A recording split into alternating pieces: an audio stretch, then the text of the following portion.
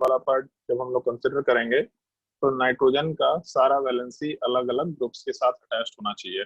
अगर same group के साथ या फिर सेम रिंग वाले पार्ट के स्ट्रक्चर में, सेम रिंग वाले स्ट्रक्चर में अगर हम लोग का नाइट्रोजन का कोई भी दो बॉन्ड अटैच्ड होगा या फिर कोई भी दो वैलेंसी अटैच्ड होगा, तो उस केस में आराम से हम लोग वहां पे मेंशन कर सकते हैं अमाइन इन्वर्जन वाला पार्ट नहीं होगा। क्वेश्चन नोट करो। विच ऑफ द फॉलोइंग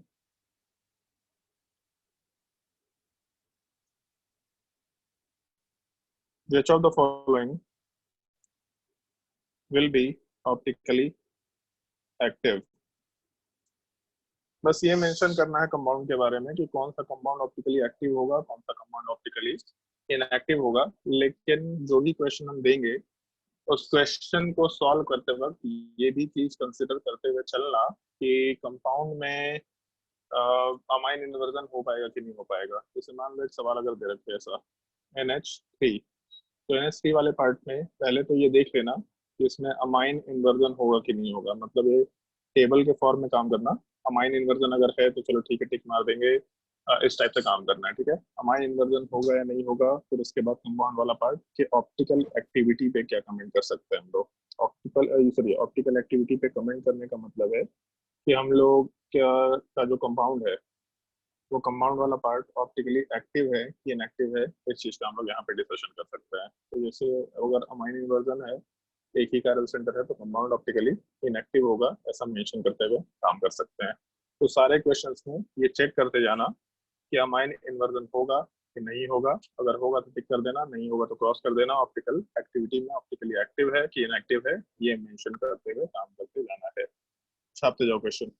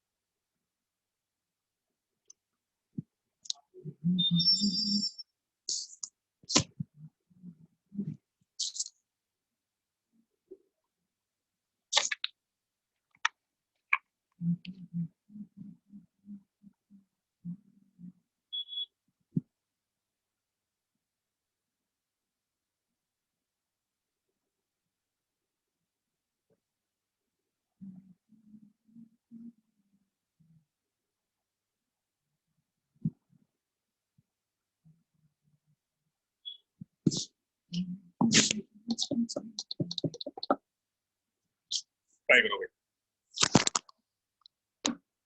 फिर उसके बाद स्टीरियो आइसोमर्स के काउंटिंग वाले पार्ट आएंगे।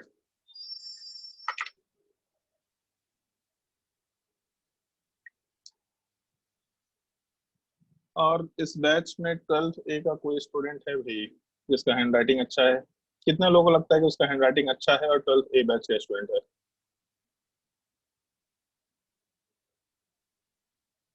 किसी को नहीं लगता कि उसका हैंड राइटिंग अच्छा है? वाह। क्या किया है बचपन से आज तक अंग्रेजी स्कूल में पढ़ाई करके जब हैंड राइटिंग नहीं सुधार पाए तो?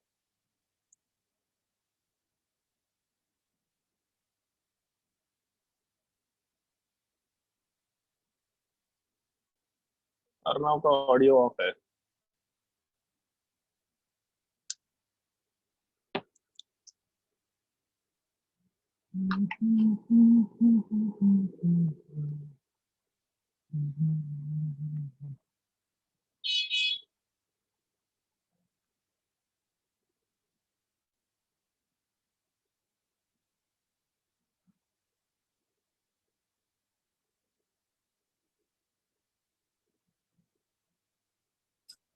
सर क्वेश्चन नंबर 3 एक बार बताइए। बताइएगा कि दिखाइएगा? दिखाइए। कौन से बैच से? तो ए, आवाज बोल कौन रहा है, समझ ही नहीं आ रहा। ये तो बोल रहा है। अच्छा, अरे तो तेरा हैंडराइटिंग कैसा है? अच्छा ही है। अच्छा ही है, चलो ठीक है। केमिकल बॉन्डिंग में जो चीज तुम लोग को पढ़ाया था ना क्लास में। सर न्यू स्टूडेंट है 12 में तो स्टार्टिंग। अरे हाँ, वही 12th में जो चीज पढ़ाया था, इसलिए तो हमको ध्यान है। तो जो चीज पढ़ाया था ना, उसका एक फोटो खींच के भेज देना, ठीक है? अपना शक्ल मत भेजना उसमें। क्लास के बाद भेज देना, आज थोड़ा डिस्कशन करना उस टॉपिक का।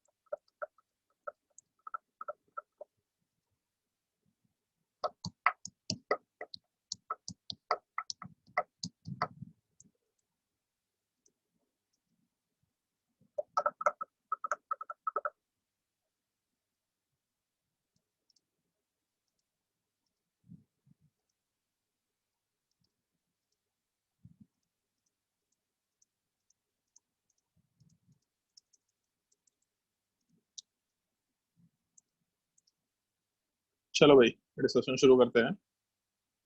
पहले वाले केस का तो आंसर बता ही दिया था। दूसरे वाले केस में अमाइन इन्वर्जन होगा, कंपाउंड ऑप्टिकली इनएक्टिव निकल के आएगा। ऐसे एक चीज का ध्यान रखना, जैसे अगर सवाल में ये पूछेगा कि कंपाउंड में कायरल सेंटर है कि नहीं है, तो कंपाउंड में एक कायरल सेंटर है।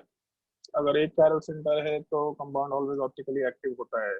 लेकिन लास्ट क्लास में बताया था, हम लोग उसी कंपाउंड को ऑप्टिकली एक्टिव मानेंगे जिनके एनेंटियोमर्स वाले पार्ट को हम लोग रिजॉल्व कर पाएंगे, मतलब सेपरेट कर पाएंगे, मिक्सचर से अलग निकाल पाएंगे। तो इसीलिए अमाइन में एक कायरल सेंटर होते हुए भी कंपाउंड ऑप्टिकली इनएक्टिव होगा, अगर अमाइन इन्वर्जन का सवाल है तो।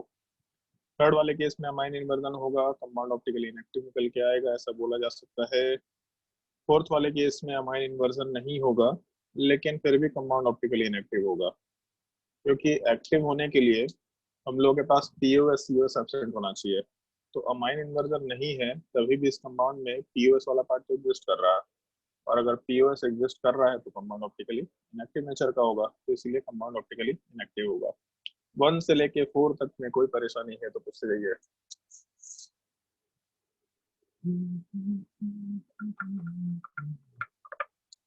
बोलो भाई जल्दी, 1 से लेके 4 तक में कोई दिक्कत, कोई दुविधा, कोई दुख? सर 4 में ऐसा भी है कि चारों ग्रुप्स डिफरेंट नहीं है तो ऑप्टिकली इनएक्टिव हो। चारों ग्रुप डिफरेंट नहीं है तो ऑप्टिकली इनएक्टिव होगा। हाँ एकदम बोल सकते हैं, तो हम भी तो वही बोले ना कि कायरल सेंटर है नहीं यहाँ पे, प्लेन ऑफ सिमेट्री निकल के आ गया, तो वही चीज बोल रहे हैं, दूसरे नजरिए से बोल रहे हैं।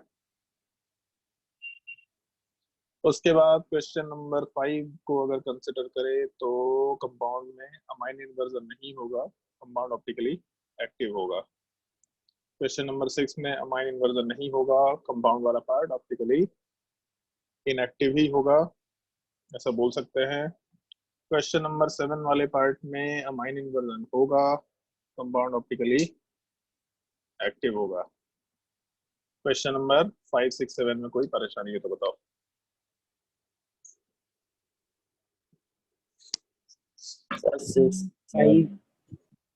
क्या? 7 नंबर। अच्छा 7 से पहले कोई 6? हाँ ठीक है 6 और 5?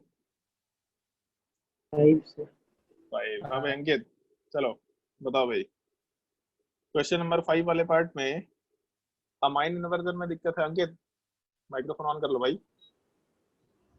इसमें अमाइन इन्वर्जन में दिक्कत होगा कि नहीं होगा, मतलब इसमें अमाइन इन्वर्जन में दिक्कत है कि नहीं है? हाँ सर। इसमें दिक्कत है? हाँ। लास्ट क्लास किया था?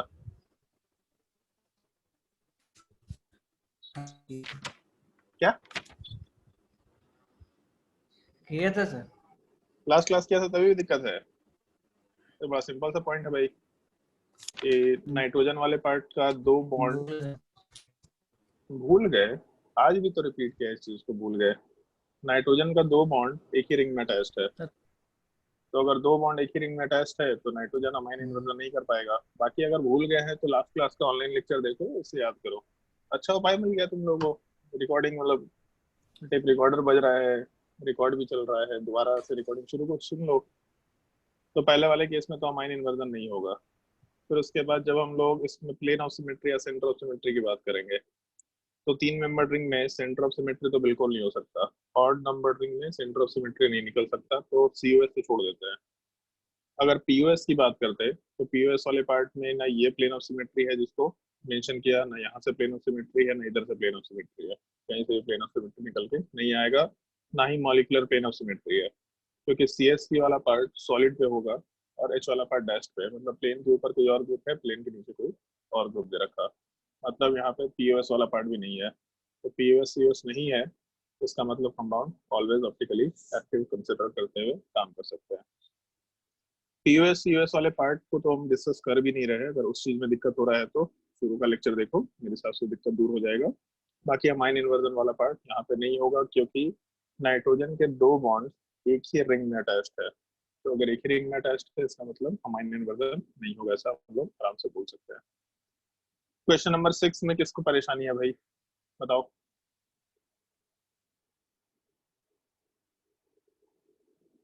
बोला भाई जल्दी, क्वेश्चन नंबर 6 में किसको दिक्कत है?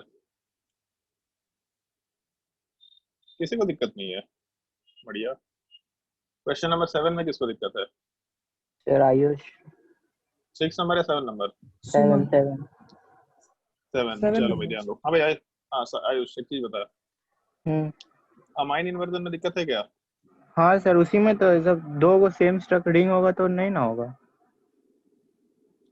हम एक चीज बोले थे कि नाइट्रोजन का 2 वैलेंसी अगर सेम रिंग में अटैच्ड होगा तो अमाइन इन्वर्जन नहीं होगा, और ये भी चीज बोले थे कि नाइट्रोजन का, अरे सेम रिंग नहीं बोला, 4 बार रिपीट किया है भाई, रिकॉर्डिंग भी अब तो रिकॉर्डिंग अब तो प्रूफ है मेरे पास, ठीक है। नाइट्रोजन का 2 वैलेंसी अगर सेम रिंग में अटैच्ड है तो उस केस में अमाइन इन्वर्जन नहीं होगा। तो यहाँ पे नाइट्रोजन का 3 वैलेंसी तीनों रिंग से अटैच्ड है, बट तीनों अलग अलग रिंग से अटैच्ड है। अच्छा सर, तो समझ हाँ ठीक है रुक जा, तेरी बात नहीं कर रहे हो। तो उस केस में तीनों रिंग वाले पार्ट से उसको कोई मतलब नहीं है, नाइट्रोजन पे 3 अलग अलग टाइप के ग्रुप अटैच्ड है, मतलब अमाइन इन्वर्जन होगा, तो अमाइन इन्वर्जन तो पॉसिबल है। अगर अमाइन इन्वर्जन पॉसिबल है तो normally compound optically inactive nature का होना चाहिए। तो ऐसा बोल सकते हैं कि नाइट्रोजन वाले पार्ट पे भले ही, इनफैक्ट यहाँ कायरल सेंटर भी नहीं है, ये दोनों ग्रुप तो सेम है, तो कायरल सेंटर भी नहीं है, इसका मतलब कंपाउंड ऑप्टिकली इनएक्टिव होता है, इसके चांसेस और ज्यादा हो जाते हैं। बट एक चीज देखो, तो दिखाई दिया हाँ सर। कंपाउंड में केवल एक कायरल सेंटर है, और कंपाउंड में जब भी केवल एक कायरल सेंटर होता है तो कंपाउंड हमेशा ऑप्टिकली एक्टिव नेचर का होता है, क्योंकि उसमें plane of symmetry, centre of symmetry दोनों में से कुछ भी एग्जिस्ट नहीं करता। तो यहाँ पे इस कंपाउंड वाले पार्ट में भले ही नाइट्रोजन के अलोंग, और अंशु माइक्रोफोन ऑफ कर, भले ही नाइट्रोजन के अलोंग जो कंपाउंड है उसमें पीओएस सीओएस वाला पार्ट एग्जिस्ट नहीं कर रहा, क्योंकि एक तो सॉरी वहाँ पे अमाइन इन्वर्जन हो रहा है, और वैसे भी वहाँ कायरल सेंटर नहीं था, तो नहीं भी होता अमाइन इन्वर्जन तो भी कोई दिक्कत नहीं था। लेकिन कंपाउंड के किसी भी एक पार्ट में एक कायरल सेंटर आ गया, केवल एक ही कायरल सेंटर आया पूरे कंपाउंड में, उसकी वजह से उस केस में उस पार्टिकुलर पॉइंट के करस्पॉन्डिंग हम लोग को plane of symmetry, centre of symmetry कभी नहीं मिलेगा। कंपाउंड वाला पार्ट आराम से ऑप्टिकली एक्टिव नेचर का कंसिडर करते हुए काम कर सकते हैं। इस इक्वेशन को स्टार मार्क करके रख लेना, तो ढंग का क्वेश्चन है, ध्यान रखने लायक। चलो भाई ध्यान दो इधर। हाँ, एक छोटा सा टॉपिक बच गया था जो बताना भूल गए थे हम। तुम लोग को बोला था इससे पहले EZ नोमेनक्लेचर, हम लोग CIP रूल के बाद पढ़ेंगे, ये वर्ड बताना भूल गए थे। सिंपल सा केस है, डिस्कस कर लेते हैं पहले, उसके बाद हम लोग नंबर ऑफ स्टीरियोआइसोमर पे आएंगे। जैसे अगर मान लो ये कंपाउंड दे रखा, हेडिंग डाल देना EZ नोमेनक्लेचर।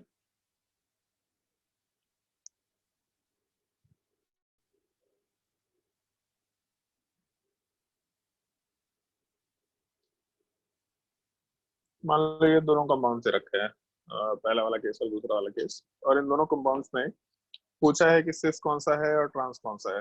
मान लो ऐसा कंसिडरेशन लेते हुए चल रहा है, तो कुछ लोग बोल सकते हैं कि सर हम क्लोरीन और फ्लोरीन को रेफरेंस मानेंगे, क्लोरीन फ्लोरीन का डिस्टेंस कम है तो पहला वाला पार्ट सिस होगा, दूसरे वाले केस में क्लोरीन फ्लोरीन का डिस्टेंस ज्यादा है तो दूसरा वाला पार्ट ट्रांस होगा, ऐसा बोल देते हैं। और कुछ लोग बोलेंगे कि नहीं सर हम क्लोरीन फ्लोरीन को रेफरेंस नहीं मानेंगे, हम क्लोरीन आयोडीन को रेफरेंस मानेंगे, तो उसके वजह से पहला वाला पार्ट ट्रांस होना चाहिए जबकि दूसरा वाला पार्ट सिस होना चाहिए। तो इस तरह का कंफ्यूजन आ सकता है जब रेफरेंस लेवल लेने के लिए कोई एक फिक्स्ड एटम नहीं, जैसे दो एटम सेम होते तो बोल सकते थे सब लोग कि जो सेम एटम होगा उसको रेफरेंस मानना और उसके रिस्पेक्ट में काम करना। तो अगर दो एटम सेम होते तो उसको रेफरेंस मानते हुए आराम से कंसिडरेशन उसको लिया जा सकता था कि हाँ रेफरेंस उन दोनों को सेम मानते हुए आराम से काम कर गए। बट अगर कोई भी रेफरेंस पॉइंट बनाने के लिए ये कंडीशन नहीं है अपने पास या कोई पॉसिबिलिटी नहीं है अपने पास, तो इस तरह के केस में फिर ज्यादा बेटर होगा कि हम लोग एक सर्टेन रूल को फॉलो करते हुए काम करें। तो यहाँ पे नॉर्मली हम लोग जो CIP रूल यूज करते हैं, उस CIP रूल के प्रायोरिटी वाले पार्ट को आराम से कंसिडर कर सकते हैं। प्रायोरिटी वाले पार्ट को कंसिडर करने का मतलब है, जैसे यहाँ जो पहला वाला पार्ट है इसमें दो ग्रुप्स दे रखे, क्लोरीन और ब्रोमीन, तो इन दोनों में मालूम तो होगा तुम लोगों को क्लोरीन वाले पार्ट का प्रायोरिटी सेकंड होगा और ब्रोमीन वाले पार्ट का CIP रूल के हिसाब से प्रायोरिटी 1 होगा। उसके अलावा क्लोरीन वाले पार्ट का प्रायोरिटी जो है उसमें हम लोग ऐसा कंसिडर कर सकते हैं कि फ्लोरीन वाले पार्ट का प्रायोरिटी हम लोग 2 लेके चल सकते हैं, जबकि आयोडीन वाले पार्ट का प्रायोरिटी 1 होगा। सेकेंड वाले पार्ट को अगर कंसिडर करें तो क्लोरीन वाले पार्ट का प्रायोरिटी वापस से भी 2 ही है और ब्रोमीन वाले पार्ट का प्रायोरिटी 1 है। दूसरे वाले केस में आयोडीन वाले पार्ट का प्रायोरिटी 1 है और फ्लोरीन वाले पार्ट का 2। तो हम लोग नॉर्मली किसी एक रेफरेंस लेवल की बात अगर नहीं कर सकते, सेम एटम या सेम ग्रुप की बात नहीं कर सकते, तो हम लोग CIP रूल के बेसिस पे जो प्रायोरिटी ऑफ ग्रुप है उसके बेसिस पे काम करते हैं, जिसमें अगर मान लो 4 ग्रुप दे रखे और प्रायोरिटी 1 के सामने दूसरे वाले कार्बन पे प्रायोरिटी 1 है, जैसे था ना कि हाइड्रोजन के सामने हाइड्रोजन है, कार्बन के सामने कार्बन है, कम डिस्टेंस पे ग्रुप है, तो वहाँ पे हम लोग सिन और एंटी वर्ड मतलब सिस ट्रांसवर्ड टाइप का यूज करते थे। जब कम डिस्टेंस है तो सिस। सिमिलर टाइप से जब हायर प्रायोरिटी वाले ग्रुप सेम साइड में होंगे, पाई बॉन्ड के एक साइड, मतलब ये अगर पाई बॉन्ड का प्लेन है तो उसके एक साइड में सेम साइड में हो या फिर कम डिस्टेंस पे हो, तो हम लोग आराम से वर्ड Z यूज कर सकते हैं। लेकिन अगर हम लोगों के ग्रुप वाले पार्ट में हायर प्रायोरिटी वाला पार्ट, मतलब एक एटम पे जो दो ग्रुप्स हैं उसका प्रायोरिटी 1 वाला पार्ट, और दूसरे एटम पे जो दो ग्रुप है तो उसका प्रायोरिटी 1 वाला पार्ट, अगर दोनों हायर प्रायोरिटी वाला पार्ट अपोजिट डायरेक्शन में है तो हम लोग आराम से टर्म यूज कर सकते हैं। और एक्चुअल में होता क्या है, जैसे जो जेड वर्ड है यहाँ से डिराइव किया गया है, इसको हम लोग जुसैमैन वर्ड से डिराइव किए हैं, और जो ई वर्ड है इस चीज को एंटीगेगोन वर्ड से डिराइव किया गया है। तो जैसे यहाँ से एक चीज कंसिडर कर सकते हैं याद रखने के लिए, ये चीज एंटीगेगोन में जैसे एंटी टाइप का राइमिंग आ रहा है, और एंटी का मतलब बोला था अपोजिट डायरेक्शन में। तो जब सेम प्रायोरिटी के ग्रुप, मतलब प्रायोरिटी 1 के रिस्पेक्ट में प्रायोरिटी 1 एंटी पोजिशन पे होगा, तो एंटी पोजिशन का मतलब एंटीगेगोन वाला पार्ट है, वहां से वर्ड हम लोग ई आराम से कंसिडर कर सकते हैं। और जब सेम प्रायोरिटी के ग्रुप कम डिस्टेंसेस पे होंगे तब हम लोग आराम से वहाँ पे जेड वर्ड मेंशन करते हुए काम कर सकते हैं। जैसे आर एस नोमेनक्लेचर था वैसे ही यहाँ पे है, बस डिफरेंस ये है केवल कि हम लोग यहाँ पे ग्रुप्स के प्रायोरिटी के बेसिस पे सिस ट्रांस वर्ड यूज ना करके जेड और ई नोमेनक्लेचर वाले पार्ट को कंसिडर करते हुए काम कर रहे हैं। नोट कर लो इस चीज को, सिंपल सा केस है, मेरे हिसाब से कोई दिक्कत नहीं होना चाहिए। बस ये नीचे वाला डायग्राम जो ब्लू कलर से लिखा है केवल ये पार्ट को नोट करना है।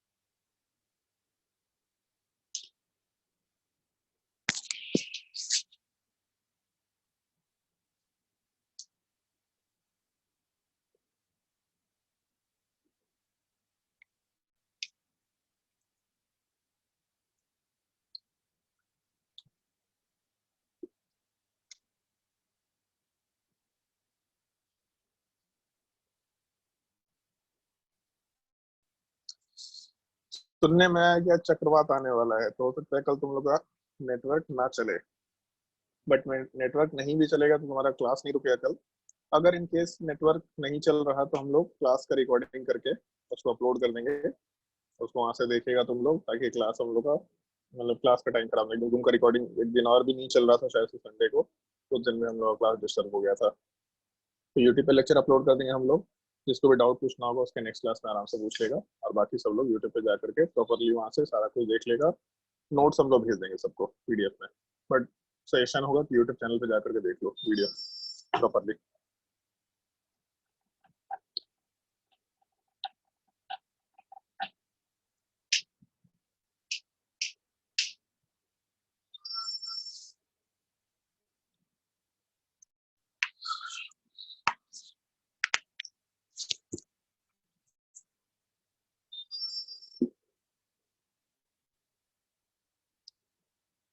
चलो भाई ध्यान दो। जैसे ट्रांस और सिस स्ट्रक्चर तो हम लोग इस तरीके से मेंशन करते हुए चल रहे हैं, मतलब ट्रांस स्ट्रक्चर हो गया, सिस स्ट्रक्चर हो गया, उसके जगह पे हम लोग E and Z nomenclature use कर लिए। सिन एंटी में भी ई जेड यूज कर सकते हैं। जैसे सिस ट्रांस हम लोग बहुत ही पर्टिकुलर जगह यूज करते हैं, ई जेड हम लोग कहीं भी यूज कर सकते हैं, क्योंकि हम लोग को तो ग्रुप का प्रायोरिटी ही निकालना है ना। अब सेम ग्रुप है डिफरेंट ग्रुप से क्या मतलब है, ग्रुप का प्रायोरिटी तो हम लोग कभी भी निकाल सकते हैं, तो इसीलिए ई जेड नोमेनक्लेचर कहीं भी अप्लाई कर सकते हैं।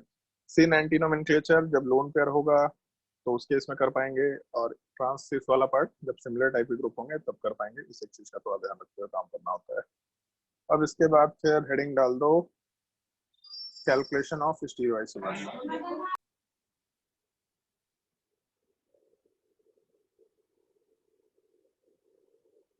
Calculation of number of stereo isomer.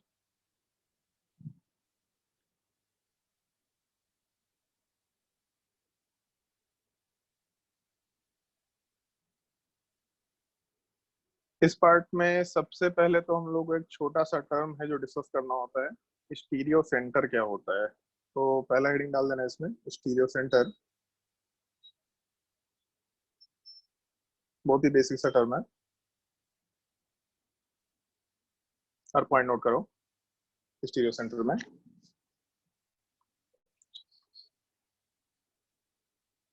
The atom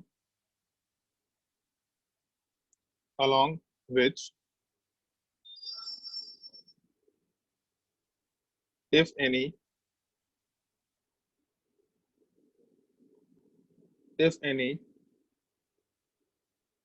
two groups are interchanged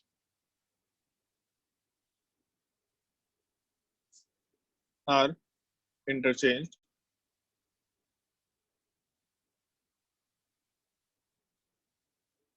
gives rise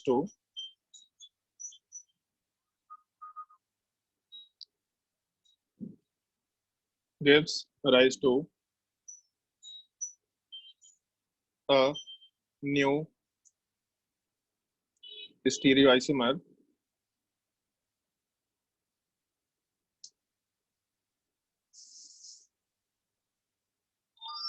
is called as stereo center. Is called as stereo center. कोई भी एक एटम की बात कर रहे हैं हम लोग, अगर उस एटम के अलोंग कोई भी दो ग्रुप्स को हम लोग आपस में इंटरचेंज किए, जो स्विचिंग वाला पार्ट था, कोई भी दो एटम्स को आपस में इंटरचेंज किए, तो इंटरचेंज होने की वजह से अगर हम लोगों को एक स्टीरियो आइसोमर का फॉर्मेशन मिल रहा है, तब वहां पे हम लोग आराम से टर्म स्टीरियो सेंटर यूज करते हुए काम कर सकते हैं। जैसे मान लो कि हम लोग एग्जांपल की अगर बात करें, तो ये एग्जांपल आराम से ले सकते हैं। कार्बन डबल बॉन्ड कार्बन में अगर मान लो हम लोग ClH लगा के चल रहे हैं, तो जैसे मान लो अगर हम लोग कार्बन नंबर 1 की बात करें, तो कार्बन नंबर 1 वाले पार्ट पे दो ग्रुप्स हैं। तो अगर हम लोग कार्बन नंबर 1 पे दोनों ग्रुप्स को आपस में इंटरचेंज कर दें, तो अगर दोनों ग्रुप्स को इंटरचेंज करेंगे तो यहाँ से H ऊपर जाएगा, Cl नीचे आएगा, बाकी ग्रुप्स को वैसे ही रह जाएगा। केवल कार्बन नंबर 1 पे हम लोग एक्सचेंज कर रहे हैं और किसी पार्ट पे एक्सचेंज नहीं कर रहे हैं। तो जैसे ही हम लोग C1 पे एक्सचेंज करेंगे, तो उसके वजह से पहला स्ट्रक्चर सिस था, दूसरा स्ट्रक्चर ट्रांस, इसका मतलब ज्योमेट्रिकल आइसोमर वाले पार्ट का फॉर्मेशन हो गया। तो अगर हम लोग किसी एक एटम पे कोई भी दो ग्रुप को एक्सचेंज किए, जिसकी वजह से एक स्टीरियो आइसोमर का फॉर्मेशन मिल गया, तो इसका मतलब जो C1 वाला पार्ट है, उस चीज को हम लोग आराम से स्टीरियो सेंटर बोलते हुए काम कर सकते हैं। मान लो हम लोग C2 वाले पार्ट की बात करते हैं। अगर C2 के लॉन्ग एक्सचेंज करेंगे, तो उसमें भी जैसे पहला वाला जो ग्रुप है उसको सेम छोड़ देते हैं, दूसरे वाले पार्ट में H और Cl। तो पहला स्ट्रक्चर जो दे रखा और जो दूसरा स्ट्रक्चर है, ये दोनों पार्ट भी आपस में ज्योमेट्रिकल आइसोमर है। तो इसका मतलब है C2 के अलोंग भी अगर हम लोग दोनों ग्रुप्स का आपस में एक्सचेंज किए, तो उस एक्सचेंज की वजह से जो ग्रुप्स हैं वो ज्योमेट्रिकल आइसोमर के फॉर्मेशन में चले गए। तो इसका मतलब ये है कि स्ट्रक्चर 1 और स्ट्रक्चर 2 वाला पार्ट ज्योमेट्रिकल आइसोमर बन रहा है, तो जो C2 वाला पार्ट है ये भी अपना एक स्टीरियो सेंटर के जैसा आराम से बिहेव करेगा। मतलब बेसिकली हम लोग वैसे पार्टिकुलर एटम्स की बात कर रहे हैं जिनके अलोंग अगर हम लोग दो एटम्स को एक्सचेंज कर दें, तो एक नया स्टीरियो आइसोमर बन गया। उसमें ज्योमेट्रिकल बन रहा हो कि ऑप्टिकल बन रहा हो, उससे दिक्कत नहीं है, बट नया स्टीरियो आइसोमर बन रहा है, तो उस चीज को हम लोग स्टीरियो सेंटर आराम से बोल सकते हैं। तो इसमें जैसे हम लोग दो स्टीरियो सेंटर आराम से वर्ड यूज करते हुए काम कर सकते थे। तो ऐसे एक छोटा सा पॉइंट है जिसका थोड़ा ध्यान रखना। मान लो अगर हम लोग स्ट्रक्चर 1 और 3 वाले पार्ट को कंसिडर करते हैं, तो यहाँ 2 और 3 को, तो ये 2 और 3 दोनों आपस में सेम है। ये 2 और 3 में कोई डिफरेंस नहीं है, क्योंकि 2 वाला पार्ट भी ट्रांस स्ट्रक्चर है, 3 वाला पार्ट भी ट्रांस स्ट्रक्चर है। और इनफैक्ट अगर हम लोग इस 2 वाले स्ट्रक्चर को रोटेट करते हैं इस एक्सिस के अलोंग, तो 3 वाले स्ट्रक्चर को रोटेट करते इस एक्सिस के अलोंग, तो स्ट्रक्चर 2 ही निकल के आएगा। तो इसका मतलब स्ट्रक्चर 2 और 3 अगर सेम है, तो भले ही हम लोग 1 के अलोंग रोटेशन कर रहे थे या 2 के अलोंग रोटेशन कर रहे थे, हम लोग को प्रोडक्ट एक ही मिल रहा था। तो यहाँ पे एक छोटा सा पार्ट ध्यान रखते हुए काम करना होता है। जैसे अगर सवाल ये पूछेगा कि कंपाउंड में कितने स्टीरियो सेंटर्स है, तो इस केस में 2 स्टीरियो सेंटर बोलेंगे।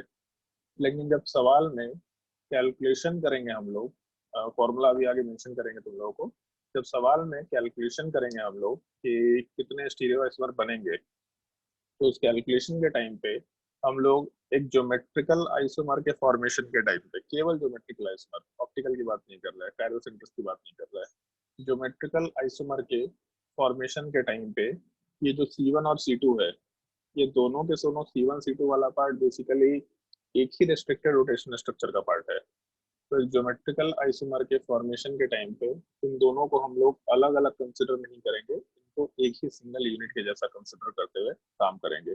तो सवाल पूछेगा कितने स्टीरियो सेंटर्स हैं, तो 2 बोलेंगे।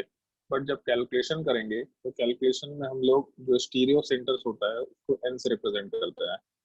जब कैलकुलेशन के लिए इसको यूज करेंगे तो इस पूरे पार्ट को हम लोग n इक्वल टू 1 कंसिडर करेंगे। बेसिकली इस चीज को हम लोग स्टीरियो सेंटर ना बोल करके ज्योमेट्रिकल सेंटर के फॉर्म में आराम से कंसिडर करते हुए काम कर सकते हैं। ये बोलने का लैंग्वेज होगा, जब क्वेश्चंस लाएंगे तो हम लोग फिर से इस चीज का डिस्कशन कर लेंगे। एग्जांपल नोट कर लो, ये दोनों पार्ट पूरे स्ट्रक्चर के साथ एग्जांपल नोट कर लेना। सर n इक्वल टू 1 किसको बोल रहे हैं? n इक्वल टू 1 क्या होगा उसके लिए थोड़ा वेट कर लो, अभी आगे डिस्कशन करेंगे।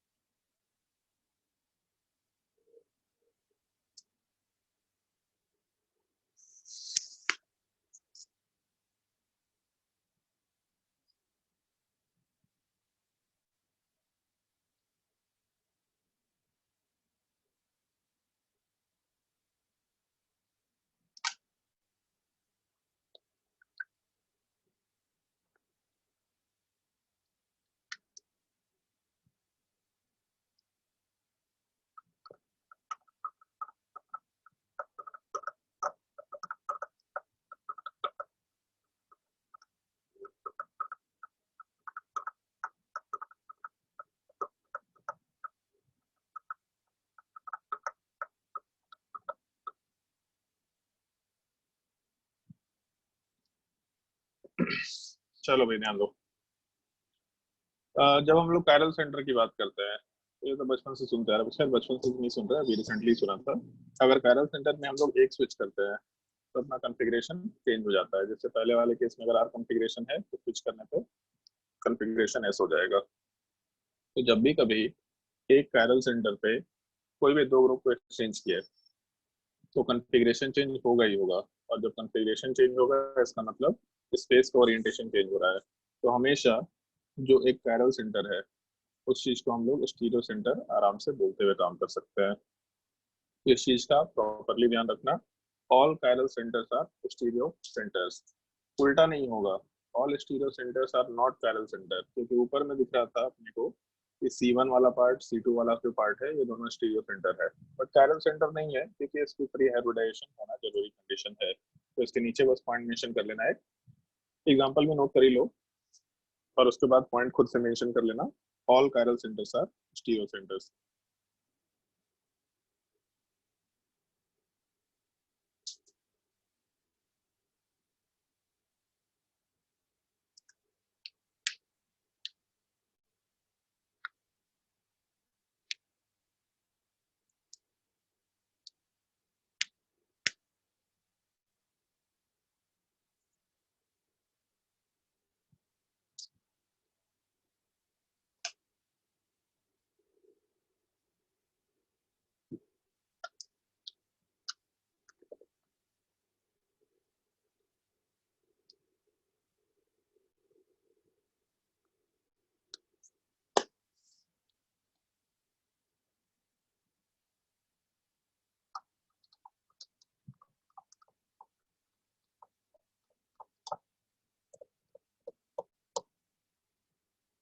चलो भाई क्वेश्चन नोट करना शुरू करो।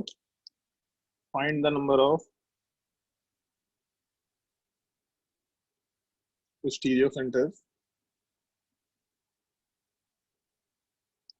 इन the following.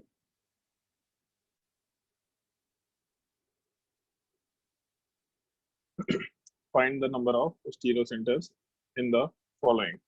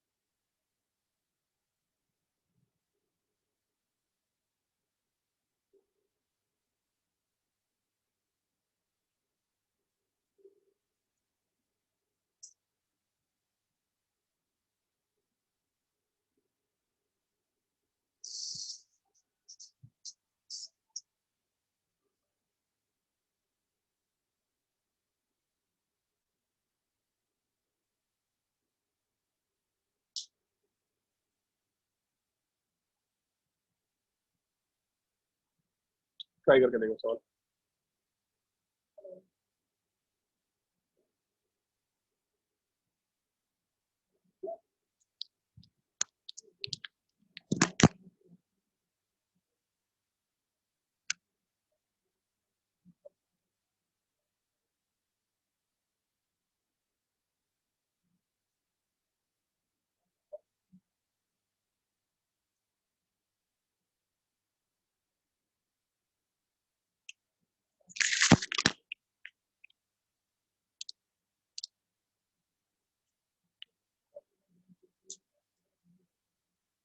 Sir question number 6 दिखलाइए।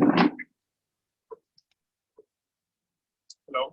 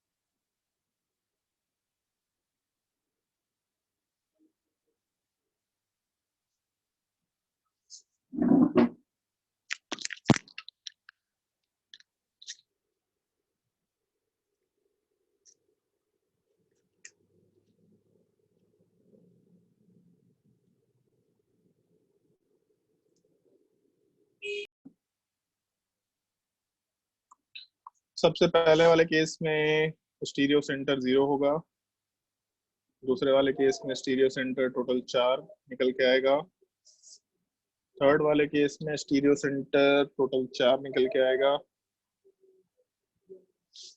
Fourth वाले केस में स्टीरियो सेंटर टोटल 4 निकल के आएगा। यहाँ तक कोई डाउट है किसी को तो पूछ सकता है। 3 नंबर में से 3 नंबर में डाउट है, चलो भाई हम जिनको जिनको मार्क कर रहे हैं एटम को बस वो देखना।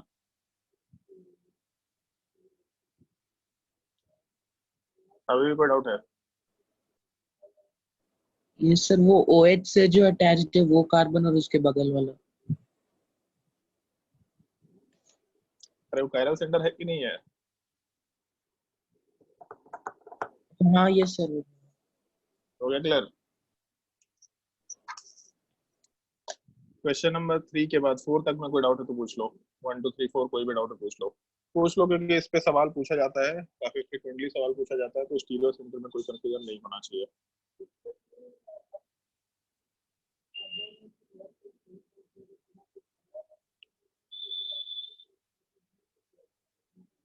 सर सेकंड नंबर बता दीजिए ना।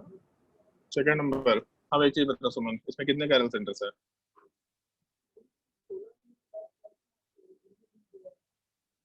बोलो जल्दी सुमन पॉल, कितने कायरल 4 सेंटर्स से है? 4 क्या तो तकलीफ कहाँ पे है? 4 ऊपर कुछ कुछ पॉइंट लिखवाए थे ये हाँ। हो जाएगा। क्वेश्चन नंबर 4 तक में और कोई डाउट? 3 में हाँ सर लास्ट वाला 2 वाला कैसे होगा सर, जो चेन ये पार्ट, ये यस सर। पार्ट। तो मॉलिक्यूल ज्योमेट्रिकल आइसोमर शो कर सकता है कि नहीं कर सकता है डबल बॉन्ड के लॉन्ग, ये बताओ।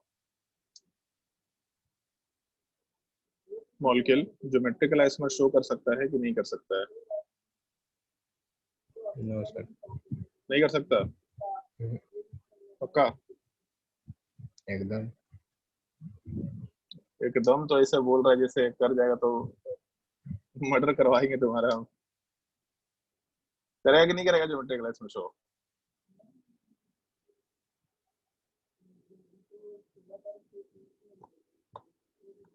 बोल भाई ऋतिक जल्दी।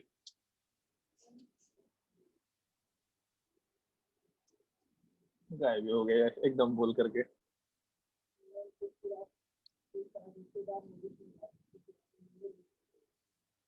अगर मॉलिक्यूल ज्योमेट्रिकल आइसोमर शो कर रहा है तो उसके रेस्ट्रिक्टेड रोटेशन स्ट्रक्चर के दोनों एंड पॉइंट्स हम लोग आराम से स्टीरियो सेंटर के लिए कंसिडर कर सकते हैं। क्वेश्चन नंबर 1 2 3 4 में और कोई डाउट? चलो क्वेश्चन नंबर 5 वाले पार्ट पे आते हैं। क्वेश्चन नंबर 5 में 5 स्टीरियो सेंटर होगा, क्वेश्चन नंबर 6 में तो 2 होगा, अभी जस्ट डिस्कशन किया भी था। 5 और 6 में अगर कोई डाउट हो तो पूछ लो।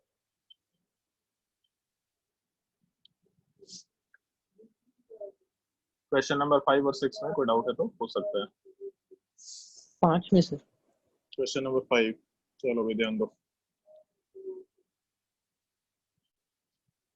अभी कोई डाउट है? नहीं सर, हो गया। सर वो दो रिंग के बीच वाला कार्बन दोनों कार्बन कैसे है? तो पहला कायरल सेंटर वाला क्लास किया था।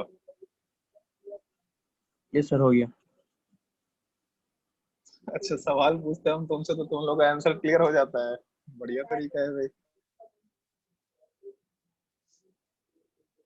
क्वेश्चन नंबर 5 वाले पार्ट में 2 chiral centres, sorry 2 stereo centres हैं। चलो ध्यान दो एक बार फिर से। जैसे आगे जब हम लोग कैलकुलेशन शुरू करेंगे तो कैलकुलेशन में इस तरीके का फॉर्मूला होता है, total number of geometrical isomer two two to the power n, two to the power n minus 1 प्लस two to the power n minus 1/2, इस तरह का बहुत सारा फॉर्मूला आएगा। तो ये जो n है ये total number of stereo centre को रिप्रेजेंट करता है। मतलब लिखते जब हम लोग फॉर्मूला तो फॉर्मूले में n is equal to total number of stereo centres, ये बोलने का तरीका होता है। लेकिन एक चीज का तुम लोगों को ध्यान रखना है जो अभी ऊपर डिस्कस भी किया था, अगर एक मॉलिक्यूल ज्योमेट्रिकल आइसोमर शो कर रहा है तो भले ही हो सकता है कि उसमें 2 स्टीरियो सेंटर हो, लेकिन अभी जस्ट ऊपर डिस्कशन किया था कि पहले वाले के लॉन्ग चेंजेस कराओ या दूसरे वाले के लॉन्ग चेंजेस कराओ, जो स्ट्रक्चर्स बनेगा वो आपस में सेम निकल के आता है। तो भले ही सवाल में अगर ये पूछे कितने स्टीरियो सेंटर्स हैं तो 2 स्टीरियो सेंटर्स हैं, लेकिन जब हम लोग फॉर्मूले में इसको पुट करेंगे तो ये पूरे के पूरे पार्ट को हम लोग n इक्वल टू 1 कंसिडर करके चलेंगे। मतलब वैसे केसेस में जहां मॉलिक्यूल केवल ज्योमेट्रिकल आइसोमर शो कर रहा है तो उस पर्टिकुलर केस में जब भी कभी हम लोग रेस्ट्रिक्टेड रोटेशन स्ट्रक्चर के लॉन्ग 2 स्टीरियो सेंटर्स की बात करेंगे, फॉर्मूले में हमेशा उसको n इक्वल टू 1 कंसिडर करते हुए काम करना है। इस एक चीज का थोड़ा ध्यान रखना। जैसे मान लो ये केस दे रखा, इसमें यहाँ पे 2 पैरल सेंटर, ये सॉरी 2 स्टीरियो सेंटर्स है, मार्क कर देते हैं। ये 2 स्टीरियो सेंटर्स पहले वाले में है और दूसरे वाले में भी 2 स्टीरियो सेंटर्स है। लेकिन जब हम लोग फॉर्मूले में पुट करेंगे तो n equal to 1 n equal to 2 ये हम लोग का कैलकुलेशन का पार्ट होगा। तो जब कैलकुलेशन करने के लिए इस चीज को यूज करेंगे तो दोनों स्टीरियो सेंटर्स को मिला करके हम लोग 1 काउंट करेंगे अगर ज्योमेट्रिकल आइसोमरिज्म का केस है। तो स्टीरियो सेंटर में अगर कायरल सेंटर है तो कोई दिक्कत नहीं, जितना पैरेलल सेंटर उतने स्टीरियो सेंटर्स डायरेक्टली फॉर्मूले में हम अप्लाई करते हुए चल सकते हैं। चलो भाई क्वेश्चन नंबर 7 वाले पार्ट की बात करते हैं।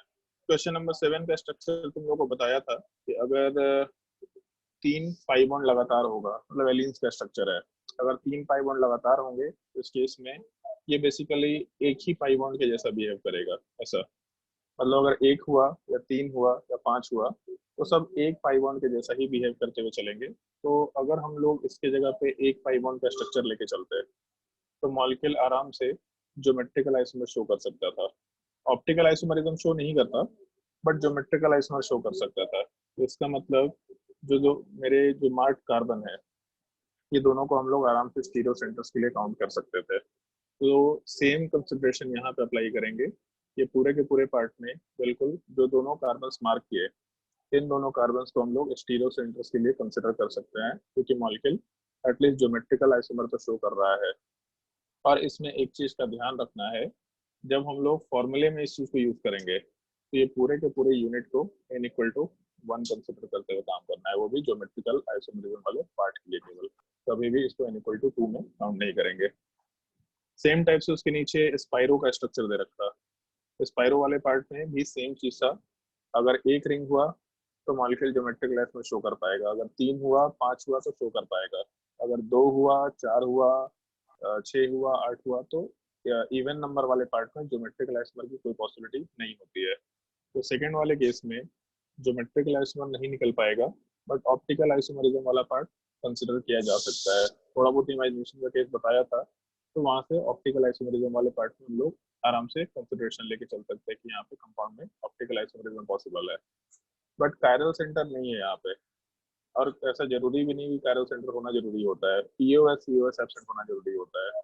तो इस तरह के केस का थोड़ा ध्यान रखना, हम लोग डिस्कशन करेंगे भी बाद में, भी चीज का डिस्कशन बार बार चलेगा। जो क्वेश्चन तुम लोगों के बचे हुए हैं ऊपर शुरू में लिखवाया था ना, आइसोमरिज्म में 40 क्वेश्चन कराएंगे, जिसमें से 32 33 34 क्वेश्चन करा रखे हैं, उसके बाद में यही सब केसेस होंगे। तो इस केस में अगर कंपाउंड वाले पार्ट में ऑप्टिकल आइसोमरिज्म शो कर रहा है, तो ये पूरे के पूरे पार्ट में हम लोग 2 जगह पे कंसिडरेशन लेते हुए चल सकते थे, बट हम लोगों को ये 3 केसेस, सॉरी ये क्वेश्चन नंबर 8 वाला पार्ट है, 9 वाला पार्ट है, इन 2 केसेस को केवल फॉर्मूले वाले पार्ट के लिए यूज करते हुए काम करना है। इस पूरे यूनिट को, तो यहाँ से लेके यहाँ तक की यूनिट को हम लोग n इक्वल टू 1 काउंट करते हुए आराम से कैलकुलेशन करेंगे।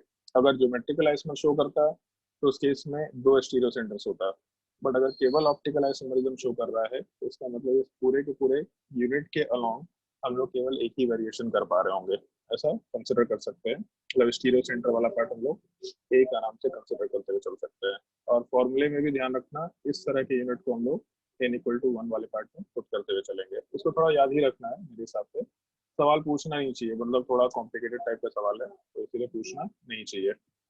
जैसे क्वेश्चन नंबर 9 की बात करते हैं, तो अगर ऑड नंबर ऑफ रिंग्स होंगे तो ऑड नंबर ऑफ रिंग्स में ज्योमेट्रिकल आइसोमर वाला पार्ट में भी हो सकता है, ऑप्टिकल आइसोमरिज्म वाला पार्ट कभी नहीं होगा। तो यहाँ ऑप्टिकल नहीं है, ज्योमेट्रिकल आइसोमर अगर पॉसिबल है तो पहले वाले एटम पे क्लोरीन हाइड्रोजन, दूसरे वाले साइड में क्लोरीन हाइड्रोजन, इसका मतलब टोटल 2 स्टीरियो सेंटर वापस से बोल सकते हैं। लेकिन जब हम लोग फॉर्मूले में इसी चीज को अप्लाई करेंगे तो फॉर्मूले वाले पार्ट में इस चीज को n इक्वल टू 1 कंसिडर आराम से करते हुए चल सकते हैं। ये सब बता रहे हैं क्योंकि हम लोग को आगे कैलकुलेशन करने में इस चीज का जरूरत पड़ सकता है। फिर उसके बाद क्वेश्चन नंबर 10 वाले पार्ट में जो हम लोग का पहला वाला पाई बॉन्ड है, ये पार्ट एक सिंगल डबल बॉन्ड है। उसके बाद हम लोग के पास एक एलीन्स का स्ट्रक्चर है, लेकिन बीच में डबल बॉन्ड कंसेक्यूटिव नहीं है। तो ये चीज बताया था तुम लोगों को, एलीन्स का मतलब है लगातार डबल बॉन्ड होना चाहिए। अगर लगातार डबल बॉन्ड होना चाहिए तो बीच में एक ब्रेक लगा हुआ है, इसकी वजह से एक पार्ट अलग है दूसरा पार्ट अलग है। मतलब जो राइट साइड वाला पार्ट है ये एक एलीन्स का स्ट्रक्चर है, लेफ्ट में तो एक ही डबल बॉन्ड है तो कोई दिक्कत नहीं है। पहले वाले के along molecule geometrical isomer show कर पाएगा, और जब इवन नंबर वाला पार्ट होता है तो परपेंडिकुलर प्लेन में चले जाता है ग्रुप, उसको हम लोग कंसिडर नहीं करते। But odd number of pi bond में वापस से सारे के सारे एटम्स प्लानर होते हैं, तो 1 पाई बॉन्ड लो या 3 पाई बॉन्ड लो या 5 पाई बॉन्ड लो, सेम टाइप का कंसिडरेशन आएगा। सेकेंड वाले केस में भी ज्योमेट्रिकल आइसोमर वाला पार्ट पॉसिबल हो जाएगा।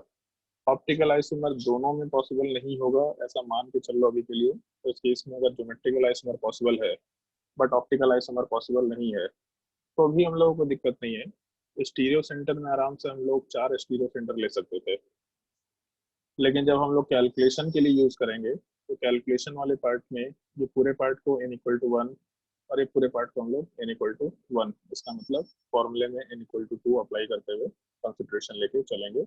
अभी के लिए इस चीज का थोड़ा कैलकुलेशन में ध्यान रखना। और क्वेश्चन नंबर जब 11 की बात करेंगे तो 11 में ज्योमेट्रिकल आइसोमर पॉसिबल नहीं है और ऑप्टिकल आइसोमर वाला पार्ट भी पॉसिबल नहीं है। तो अगर ज्योमेट्रिकल ऑप्टिकल दोनों पॉसिबल नहीं है, इसका मतलब हम लोग आराम से 0 स्टीरियो सेंटर वाला पार्ट कंसिडर करते हुए काम कर सकते हैं। सर कायरल सेंटर है ना किसमें 11 वाला पार्ट? कायरल सेंटर है, कहाँ पे है? ये Cl और Br और नीचे 2 हाइड्रोजन। ये जिसको पिंक कलर से मार्क करिए, हाँ पक्का? Double bond. अच्छा इस पे 3 हाइब्रिडाइजेशन होना चाहिए, तो एक भी कैरल सेंटर नहीं है, अब ज्योमेट्रिकल आइसोमर भी पॉसिबल नहीं है, इसका मतलब 0 स्टीरियो सेंटर कंसिडर कर सकते हैं। ठीक है, चलो भाई अब उसके बाद काउंटिंग वाले पार्ट पे आते हैं। जैसे फॉर्मूला तो मेंशन करेंगे ही, जो तुम लोग को ध्यान रखना है, बट फॉर्मूले के अलावा कुछ और पार्ट भी ध्यान रखते हुए काम करना है। जैसे बचपन में एक चीज पढ़ा था, बचपन मतलब सही में बच्चों ने पढ़ा था 9th या 10th में, ये कॉइन को जब टॉस करते हैं, तो जब कॉइन को टॉस करते हैं तो क्या क्या पॉसिबिलिटी हो सकता है। तो जैसे हम 2-3 केसेस की बात कर रहे हैं। मान लो पहला केस है, ठीक है, 2 रुपीज का एक कॉइन है जिसको टॉस किया। केवल एक काम करते हैं, टाइप ऑफ कॉइन और नंबर ऑफ कॉइन, और शायद से तुम लोगों को ध्यान होगा 10th क्लास में एक छोटा सा क्वेश्चन इससे एसोसिएटेड होता है, टोटल पॉसिबल आउटकम्स। ये किया होगा, नहीं भी क्या होगा तुम्हारे घर में बहुत सारा चिल्लर पड़ा होगा, आराम से ये काम करके देख सकते हैं। तो अगर 2 रुपीज का कॉइन है, ठीक है, और मान के चलते कि एक ही कॉइन है, तो उस केस में टोटल पॉसिबल आउटकम्स कितने होंगे? तो 2 होना चाहिए, एक पार्ट हेड और दूसरा पार्ट टेल कंसिडर कर सकते हैं। पहला चीज, मान लो 2 रुपीज का और 4 रुपए का तो कॉइन आता नहीं है, चलो 5 रुपए का एक कॉइन है, दोनों का नंबर एक एक है, दोनों को टॉस कर रहे हैं रैंडमली। पूछा टोटल पॉसिबल आउटकम्स बताओ, तो टोटल पॉसिबल आउटकम्स 4 होंगे। फॉर्मूला भी शायद मालूम होगा, मैथ्स में भी पढ़ा होगा ये चीज, 2 n मतलब यहाँ से 4, और या फिर दोनों पे हेड हेड हो गया, दोनों पे किसी एक पार्ट पे टेल हो गया। तो एक पार्ट पे अगर टेल हुआ तो ऐसा कंसिडर कर सकते हैं कि 5 वाले पे टेल हो जाए या फिर 2 वाले पे टेल हो जाए, तो उसमें 2 पॉसिबिलिटी निकल के आएगा, हेड टेल टेल हेड, तो दोनों पे टेल हो जाए, तो टोटल 4 पॉसिबिलिटी आराम से कंसिडर कर सकते हैं। अगर मान लो तीसरा केस लेके चले, 1 रुपए का कॉइन, 2 रुपए का कॉइन और 5 रुपए का कॉइन है, तो 10 का भी आता है, चलो 10 भी ले सकते थे, और इसमें दोनों का नंबर एक एक लेके चल रहा है, और पूछा टोटल पॉसिबल आउटकम्स बताओ। तो फॉर्मूला 2 मतलब 8 होना चाहिए। 8 कैसे होगा? तो पहली पॉसिबिलिटी तीनों पे हेड हो जाए, दूसरी पॉसिबिलिटी एक पे हेड हो, 2 पे टेल्स हो। तो पहले हेड, या फिर पहले 2 पे हेड 1 पे टेल कर लेते हैं, ठीक है, तो 2 पे हेड 1 पे टेल हो जाए, तो हो सकता है 5 रुपए वाले पार्ट में टेल हो जाए, एक पॉसिबिलिटी। फिर उसके बाद 2 रुपए वाले पार्ट में टेल हो जाए, और फिर उसके बाद 10 रुपए वाले पार्ट में टेल हो जाए। फिर उसके बाद 2 पे टेल 1 पे हेड हो, तो 10 वाले पे हेड हो जाए, बाकी दोनों पे टेल्स हो। फिर उसके बाद 2 रुपए वाले पार्ट पे हेड हो जाए, बाकी दोनों पे टेल्स हो, या फिर 5 रुपए वाले पार्ट पे हेड हो जाए, बाकी सॉरी हेड हो जाए और बाकी दोनों पे टेल्स हो। तो लास्ट पॉसिबिलिटी तीनों पे टेल निकल गया है। इस केस में टोटल नंबर ऑफ स्ट्रक्चर्स जो, या टोटल पॉसिबल आउटकम जो है वो 8 के बराबर होंगे, ऐसा आराम से मेंशन कर सकते हैं। मान लो अगर एक सवाल मॉडिफाई करते हैं हम, ठीक है, थोड़ा सा मॉडिफिकेशन करते हैं, खुद से एक बार सोचना कि अगर 2 रुपए का 2 कॉइन ले लेते हैं, तो सेम ही कॉइन है, 2 रुपए का मतलब मान के चलना कि पुराना वाला नया वाला नहीं, एग्जैक्टली सेम आइडेंटिकल कॉइन है, कोई डिफरेंस नहीं है कि ये है कि वो है। अब इस केस में जब रैंडमली टॉसिंग करेंगे तो टोटल पॉसिबल आउटकम्स कितने निकल के आएंगे? सोच के देखो। डिवाइड क्या क्या क्या आंसर बोल देता है सब? 2 रुपए का 2 कॉइन है आइडेंटिकल, दोनों को रैंडमली टॉस किया, टोटल पॉसिबल आउटकम्स कितने निकल के आएंगे? सही। 3 आना चाहिए, दोनों पे हेड हो जाए, या फिर एक पे हेड एक पे टेल। ऐसा हो सकता था, ये पॉसिबिलिटी था कि पहले वाले पे हेड दूसरे वाले पे टेल हेड, लेकिन अगर रैंडमली हम लोग मान लो कि एक ही हाथ में दोनों कॉइन को लेकर के टॉस कर रहा है, देखिए यहाँ पे टॉस भी नहीं कर रहा, बस एक ही हाथ में उछालते चले जा रहा है, तो उस केस में हेड टेल हो या टेल हेड हो, ये दोनों पॉसिबिलिटी एक ही आएगा, देखने में एक ही जैसा लगेगा। पहले पे हेड है कि दूसरे पे हेड, दोनों कॉइन अगर सेम है तो फर्क नहीं पड़ेगा। ऐसा नहीं करें कि हम लोग सीक्वेंस में काम करें कि राइट हैंड में पहले एक कॉइन टॉस किया फिर लेफ्ट हैंड में एक कॉइन टॉस किया, ऐसा नहीं कर रहे हैं। हम लोग बस एक ही हाथ में दोनों कॉइन्स को लिए और दोनों को टॉस कर रहे हैं, दोनों को उछाल दे रहे हैं हवा में। तो उस केस में कौन से कॉइन पे हेड है कौन से कॉइन पे टेल है ये नहीं मालूम पड़ेगा। तो पहले पे हेड हो या पहले पे टेल हो, या पहले दूसरे पे टेल हो पहले पे हेड हो, कोई फर्क नहीं पड़ेगा, यहाँ से एक पॉसिबिलिटी आएगा। और उसके अलावा दोनों पे टेल, तो इस केस में पहला पॉसिबिलिटी ये यूनिक हो गया, उसके बाद सेकंड वाला पार्ट, उसके बाद थर्ड वाला पार्ट, ये आराम से हम लोग कंसिडर करते हुए काम कर सकते हैं। मतलब ऐसा देख सकते हैं कि अगर दो कॉइन्स थे, दोनों सेम होता, तो उस केस में पॉसिबिलिटीज 4 थे, लेकिन उन 4 पॉसिबिलिटीज में से हम लोगों के पास जो दूसरा और तीसरा पॉसिबिलिटी है वो खत्म होकर एक में कन्वर्ट हो गया। तो ओवरऑल एक पॉसिबिलिटी ऊपर, एक पॉसिबिलिटी नीचे, और एक पॉसिबिलिटी हम लोग नॉर्मली आराम से कंसिडर करते हुए चल रहे हैं। तो जैसे यही चीज हम लोग आराम से ज्योमेट्रिकल आइसोमेरिज्म या ऑप्टिकल आइसोमेरिज्म में अप्लाई कर सकते हैं कि अगर मान लो एक डबल बॉन्ड है, तो एक सिंगल डबल बॉन्ड है, तो इस डबल बॉन्ड वाले पार्ट में अगर ज्योमेट्रिकल आइसोमर पॉसिबल है, तो ज्योमेट्रिकल आइसोमर की पॉसिबिलिटी में क्या है, सिस हो सकता है या ट्रांस हो सकता है, तो तीसरा पार्ट तो हो नहीं सकता। तो एक कॉइन में हेड हो सकता है या टेल हो सकता है, मतलब 2 पॉसिबल आउटकम्स है। सिमिलर टाइप से एक डबल बॉन्ड वाले पार्ट में सिस हो सकता है या फिर ट्रांस हो सकता है, इसका मतलब 2 ही पॉसिबल आउटकम्स है। तो जो सिस ट्रांस है, इस चीज को हेड टेल के जैसा हम लोग कंसिडर करते हुए काम कर सकते हैं। तो ऊपर के जो केसेस थे कि मान लो एक कॉइन था केवल 2 रुपीज वाला, उसके जगह पे एक डबल बॉन्ड था जिसके अलोंग ज्योमेट्रिकल आइसोमर पॉसिबल था। तो अगर ज्योमेट्रिकल आइसोमर पॉसिबल था तो उसकी इसमें एक जगह सिस हो सकता है, दूसरा पॉसिबिलिटी ट्रांस हो सकता है। अगर मान लो 2 जगह से ज्योमेट्रिकल आइसोमर पॉसिबल था और दोनों डिफरेंट टाइप के डबल बॉन्ड थे, मतलब सिमेट्रिकल पार्ट नहीं थे, तो ना कॉइन 2 रुपीज का कॉइन और 5 रुपीज का कॉइन है, इसको टॉस कर रहा है, तो 2 रुपीज का कॉइन, 5 रुपीज का कॉइन, अगर इन दोनों को टॉस कर रहे हैं तो इसका मतलब ये है कि 2 डिफरेंट टाइप के सिनेरियो में काम कर रहे हैं, 2 डिफरेंट टाइप के कॉइन्स को टॉस करते हुए चल रहे हैं। तो ऐसा कंसिडरेशन लेके चल सकते हैं। जैसे अगर मान लो ये दोनों स्ट्रक्चर्स को लेके चले, तो पहले वाले पार्ट के अलोंग ज्योमेट्रिकल आइसोमर पॉसिबल है, दूसरे के अलोंग भी ज्योमेट्रिकल आइसोमर पॉसिबल है, बट लेफ्ट साइड में ब्रोमीन है और राइट साइड में क्लोरीन है, मतलब दोनों साइड के जो स्ट्रक्चर्स है आपस में सेम नहीं है। तो एक को 2 रुपीज का कॉइन ले लिया, एक को 5 रुपीज का कॉइन ले लिया, तो इस केस में पहले वाले पार्ट के लॉन्ग पॉसिबिलिटी क्या होगा, तो सिस हो सकता है, दूसरे के लॉन्ग सिस हो सकता है, फिर उसके बाद क्या होगा, तो ट्रांस ट्रांस, इस तरह के पॉसिबिलिटीज को हम लोग रिलेट करते हुए काम कर सकते हैं। तुम लोगों को काउंटिंग पहले सिखाएंगे कि काउंटिंग कैसे किया जा सकता है, क्योंकि मेरे हिसाब से अभी तक जे एडवांस में जब भी सवाल आया है, मतलब पार्टिकुलरली अगर count the total number of stereo isomers पे सवाल आया है, तो काउंटिंग के हिसाब से सवाल सॉल्व होगा, जो भी फॉर्मूला अप्लाई करके सबका आंसर गलत होता है। अगर स्पेसिफिकली ये पूछ दिया कि एक मॉलिक्यूल दे रखा और पूछा इसके कितने स्टीरियो आइसोमर्स बनेंगे, तो उस केस में फॉर्मूला अवॉइड करना, इनफैक्ट तो जे मेंस में भी अवॉइड करना, जे एडवांस से छोड़ ही दो।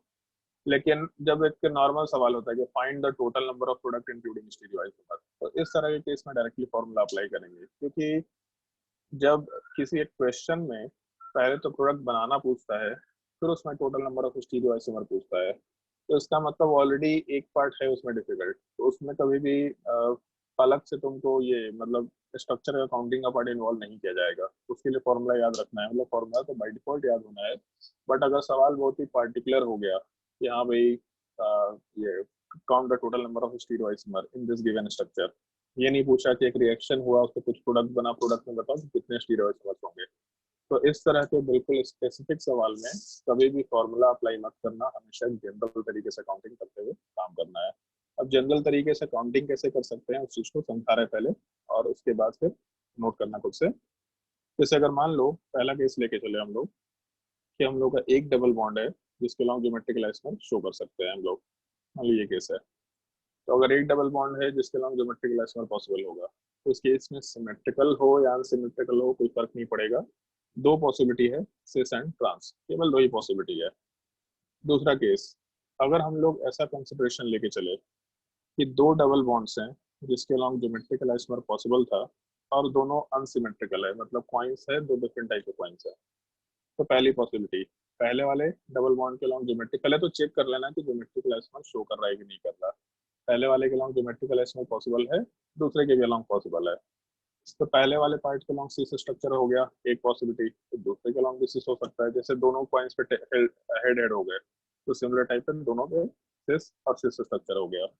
फिर उसके बाद क्या हो सकता है, तो ऐसा कंसिडर कर सकते हैं कि पहले वाले पार्ट पे सिस हो जाए और दूसरे पे ट्रांस हो जाए, मतलब दोनों में से एक पे ट्रांस हो जाए, तो फिर ऐसा भी तो कर सकते हैं कि पहले वाले पे ट्रांस हो और दूसरे वाले पे सिस हो, ये भी एक पॉसिबिलिटी हो सकता है। और फिर उसके बाद दोनों पे मतलब दोनों पे ट्रांस स्ट्रक्चर निकल के आ जाए।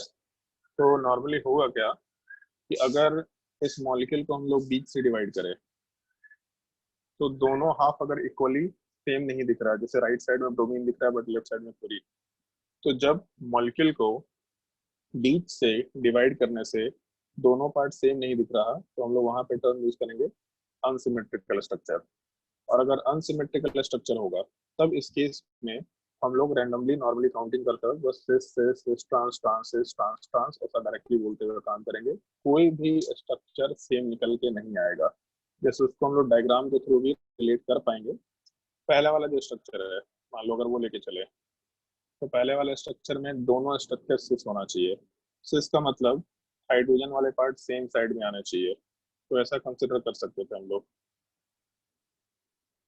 अगर ये स्ट्रक्चर बना के चले तो दोनों ही सिस स्ट्रक्चर है, क्योंकि पहले वाले पार्ट में जहाँ पे क्लोरीन है उसमें दोनों हाइड्रोजन कम डिस्टेंस पे है, मतलब सिस स्ट्रक्चर हो गया। और दूसरे वाले स्ट्रक्चर में भी दोनों हाइड्रोजन कम डिस्टेंसेस पे है, इसका मतलब दूसरे वाले पार्ट के लॉन्ग भी सिस स्ट्रक्चर हो गया। मान लो सिस ट्रांस की बात करते हैं, तो जहाँ पे क्लोरीन है वहां पे हम लोग सिस स्ट्रक्चर बनाना चाह रहे हैं, तो इस केस में क्लोरीन वाले एटम के रिस्पेक्ट में सिस स्ट्रक्चर ऐसा बना सकते हैं।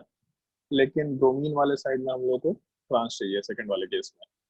तो अगर ब्रोमीन वाले साइड में ट्रांस चाहिए तो इस केस में जो डबल बॉन्ड है इसके अलॉन्ग दोनों हाइड्रोजन अपोजिट डायरेक्शन में जाने चाहिए, मतलब बाकी बचे हुए दोनों ग्रुप्स भी अपोजिट डायरेक्शन में जाने चाहिए। तो ये अपना ट्रांस स्ट्रक्चर हो गया और यहाँ पे ब्रोमीन लेके चल सकते हैं। तो देख के मालूम पड़ रहा है कि पहला और दूसरा स्ट्रक्चर बिल्कुल सेम टाइप का नहीं हो सकता। फिर उसके बाद तीसरे स्ट्रक्चर की बात करते हैं, ट्रांसिस। पहले अब हम लोगों को ट्रांस बनाना है, तो क्लोरीन वाले एटम पे ट्रांस अगर बनाना है तो ट्रांस का मतलब ऐसा स्ट्रक्चर निकल के आना चाहिए, ट्रांस स्ट्रक्चर हो गया। फिर अब दूसरे वाले पे सिस बनाना है, तो दूसरे में अगर सिस बनाना है तो डबल बॉन्ड के लॉन्ग दोनों ग्रुप सेम साइड में जाने चाहिए। तो इसका मतलब यहाँ पे सिस ट्रांस ट्रांस सिस स्ट्रक्चर आराम से ले सकते हैं। पहला पार्ट ट्रांस है और दूसरा पार्ट सिस। और लास्ट वाले केस में दोनों ट्रांस है, तो अगर दोनों ट्रांस बनाना है तो ये ट्रांस हो गया पहले, उसके बाद दूसरे वाले पार्ट में भी ट्रांस बनाना है तो ऐसा ट्रांस स्ट्रक्चर, ये अपना पॉसिबिलिटी निकल के आ जाएगा। तो जब भी कभी सब में सिस होगा सब में ट्रांस होगा और बिल्कुल सेम नहीं हो सकता, मतलब एक ही चीज है इसमें ध्यान रख सकते हैं। जैसे पहले वाले केस में केवल सिस सिस है और बाकी सब में कहीं भी नहीं है, तो पहला वाला पार्ट बिल्कुल यूनिक होगा कॉन्फ़िगरेशन में, तो कहीं से भी कॉमन निकल के नहीं आएगा। दूसरे वाले केस में केवल ट्रांस ट्रांस है, बिल्कुल यूनिक कॉन्फ़िगरेशन है, कहीं से भी सेम निकल के नहीं आएगा। लेकिन बाकी दोनों केसेस में हम लोग के पास जो स्ट्रक्चर दे रखे हैं उसमें सिस ट्रांस ट्रांस सिस है।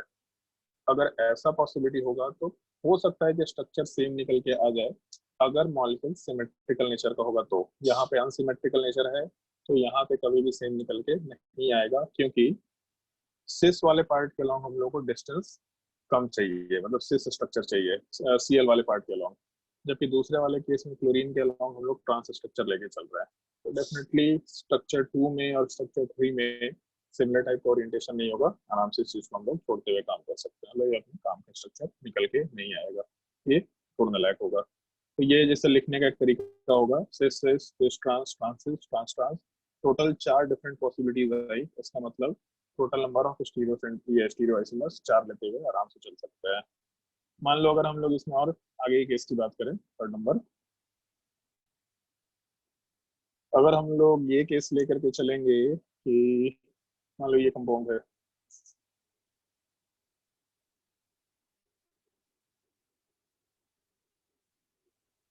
तो सबसे पहला पार्ट ये देखना कंपाउंड सिमेट्रिकल है कि अनसिमेट्रिकल है, तो उसके लिए बस बीच से डिवाइड कर दो। पीओएस सीओएस की बात नहीं कर रहा है, बट कंपाउंड सिमिलर टाइप का स्ट्रक्चर डिवीजन करने को मिल रहा है कि नहीं मिल रहा। तो अगर पूरे मॉलिक्यूल को बीच से डिवाइड करते हैं तो राइट साइड में ब्रोमीन है, लेफ्ट साइड में नहीं है, इसका मतलब वापस से अनसिमेट्रिकल स्ट्रक्चर है।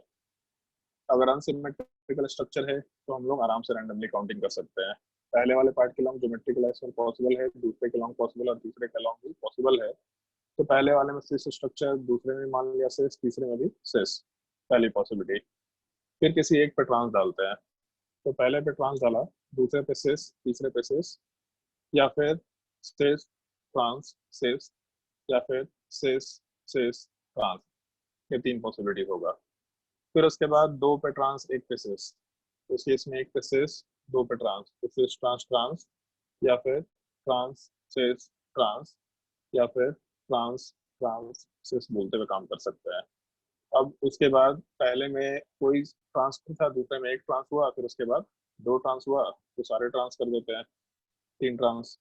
तो टोटल मिला करके एक possibility, 2, third possibility, fourth possibility, fifth, six, seventh और 8 पॉसिबिलिटी के आराम से हम लोग बात कर सकते हैं। तो टोटल 8 पॉसिबल स्ट्रक्चर्स होंगे, और क्योंकि अनसिमेट्रिकल है तो अनसिमेट्रिकल में एक भी पार्ट कॉमन नहीं होगा। इसका मतलब आराम से 8 स्टीरियोइसोमर कंसिडर करते हुए काम कर सकते हैं। इसका स्ट्रक्चर बना के हम शो नहीं कर रहे, ये नॉर्मली हम लोग का बेसिक कंसिडरेशन होगा। सेम टाइप का चीज हम लोग कायरल सेंटर में भी अप्लाई कर सकते हैं। जैसे कायरल सेंटर में हम लोग RS की बात करते हैं, यहाँ सिस ट्रांस है तो उधर RS होगा। खैर कायरल सेंटर वाले पार्ट से पहले एक और पॉसिबिलिटी है, वो देख लेते हैं। अगर सिमेट्रिकल हुआ तो क्या होगा। जैसे मान लो कि पहले एक वाले पार्ट में सिमेट्रिकल है, तो एक में तो दिक्कत नहीं है, एक सिस स्ट्रक्चर दूसरा ट्रांस स्ट्रक्चर 2 ही आएगा, इसमें सिमेट्रिकल हो अनसिमेट्रिकल हो कोई दिक्कत नहीं है। बट अगर 2 अलग अलग कॉइन्स लेते हैं तब जाके तो हम लोग को डिफरेंस मालूम पड़ता है। तो अगर मान लो ऐसा स्ट्रक्चर है, Cl के साथ CH डबल बॉन्ड CH, फिर CH डबल बॉन्ड CH के साथ Cl, अब अगर बिल्कुल B से डिवीजन करते हैं मॉलिक्यूल का, तो इस केस में दोनों पार्ट सेम दिख रहा है। अगर दोनों सेम दिख रहा है इसका मतलब सिमेट्रिकल स्ट्रक्चर लेके चलेंगे। अब इसमें क्या है, तो पहले सारी पॉसिबिलिटीज वापस से डिस्कस करते हैं। पहले में सिस है, दूसरे में सिस, पहले में दोनों में सिस था, उसके बाद एक में ट्रांस करते हैं, तो सिस ट्रांस या फिर ट्रांस सिस, किसी एक में ट्रांस हो गया, और चौथी पॉसिबिलिटी फिर दोनों में ट्रांस कर लेते हैं। तो अगर सिमेट्रिकल स्ट्रक्चर होगा तो कुछ पार्ट कॉमन निकल के आएगा। कॉमन कैसे निकल के आ सकता है, तो जैसे पहले वाले का स्ट्रक्चर अगर बनाएंगे तो वो डेफिनेटली किसी से भी सेम नहीं होगा। जब तक यूनिक कॉन्फ़िगरेशन है तब तक किसी से मैच नहीं करेगा। जैसे दोनों में ही सिस सिस है, तो ऐसा पार्ट कहीं भी मैच नहीं कर रहा है, इसका मतलब पहला वाला पार्ट बिल्कुल यूनिक स्ट्रक्चर है। थर्ड फोर्थ वाले केस में दोनों में ट्रांस ट्रांस है, ऐसा कॉन्फ़िगरेशन सिस कॉन्फ़िगरेशन या ट्रांस कॉन्फ़िगरेशन कहीं पे भी नहीं है, इसका मतलब ये भी बिल्कुल यूनिक स्ट्रक्चर होगा। और सेकंड वाले केस में सिस ट्रांस है और ट्रांस सिस है, तो सिस ट्रांस ट्रांस सिस अगर कंसिडर करें तो एक पे सिस है एक पे ट्रांस, और क्योंकि सिमेट्रिकल है तो लेफ्ट से राइट बात करेंगे, राइट से लेफ्ट बात करें, उससे फर्क नहीं पड़ेगा। तो हम लोग इन दोनों को कंसिडर करके देख लेते हैं। पहले वाले में सिस स्ट्रक्चर है, इसका मतलब क्लोरीन के साथ जो डबल बॉन्ड है वो सिस के फॉर्मेट में जाएगा, और दूसरे वाले केस में ट्रांस स्ट्रक्चर है, तो दूसरे वाले केस में ट्रांस ऐसा बनाते हुए काम कर सकते हैं। उसके बाद थर्ड वाले में पहले ट्रांस स्ट्रक्चर है तो क्लोरीन के साथ ट्रांस स्ट्रक्चर, उसके बाद सिस स्ट्रक्चर है तो सिस स्ट्रक्चर ऐसा लेते हुए काम कर सकते हैं। तो अब इन दोनों को कंपेयर करना है कि दोनों सेम है या डिफरेंट है कि क्या है, ऐसा कंपेरिजन करना है। तो एक काम कर सकते हैं, अगर इस मॉलिक्यूल को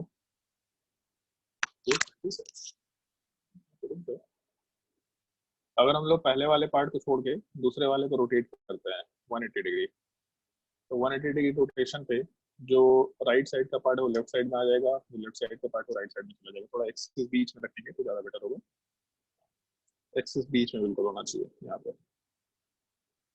तो 180 डिग्री रोटेशन का मतलब बेसिकली हम लोग मिरर इमेज लेके चल रहा है। तो अगर मिरर इमेज बनाए यहाँ पे, तो मिरर इमेज वाले पार्ट में आराम से ऐसा कर देते हैं, नीचे स्ट्रक्चर बना लेते हैं इसको।